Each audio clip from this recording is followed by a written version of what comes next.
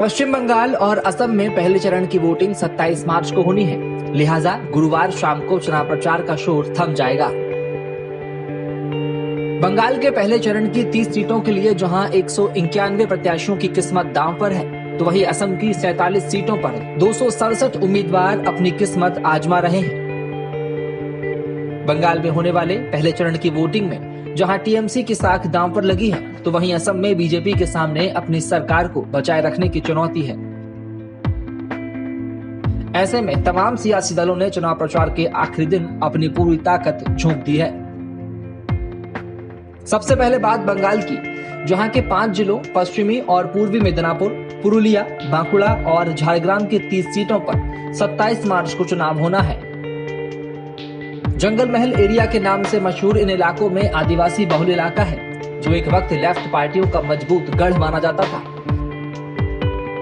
लेकिन पिछले 2 विधानसभा चुनाव से यहां से टीएमसी जीत दर्ज करती रही है। हालांकि 2019 के लोकसभा चुनाव में बीजेपी ने टीएमसी के गढ़ में सेंधमारी करने में कामयाबी हासिल की है। ऐसे में इन 30 सीटों के चुनाव काफी दिलचस्प हो गए हैं। पहले चरण की जिन 30 सीटों पर वोटिंग होनी है, उन पर साल 2016 के चुनाव में टीएमसी ने क्लीन स्वीप किया था। टीएमसी ने 27 सीटों पर जीत हासिल की थी, जबकि बीजेपी खाता नहीं खोल सकी थी। वहीं 2 सीटों पर कांग्रेस ने कब्जा जमाया था, जबकि 1 सीट पर रेवोल्यूशनरी सोशलिस्ट पार्टी ने जीती थी। हालांकि इस बार के चुनावी समीकरण पिछले चुनाव के मुकाबले काफी अलग है।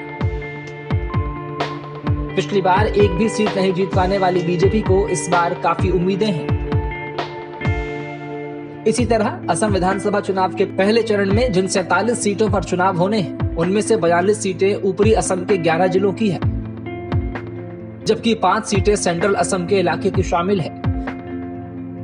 इन सीटों पर हिंदू असमिया वोटरों के साथ साथ चाय बागानों में काम करने वाले अनुसूचित जनजाति के वोटरों की निर्णायक भूमिका है। असमिया वोटर सीएए लागू करने के खिलाफ है, जबकि चाय बागानों में काम करने वाले आदिवासी समुदायों के लिए दिहाड़ी मजदूरी एक अहम मुद्दा है। 2016 के चुनाव में बीजेपी गठबंधन ने इन सीटों पर कांग्रेस का सफाया कर दिया था।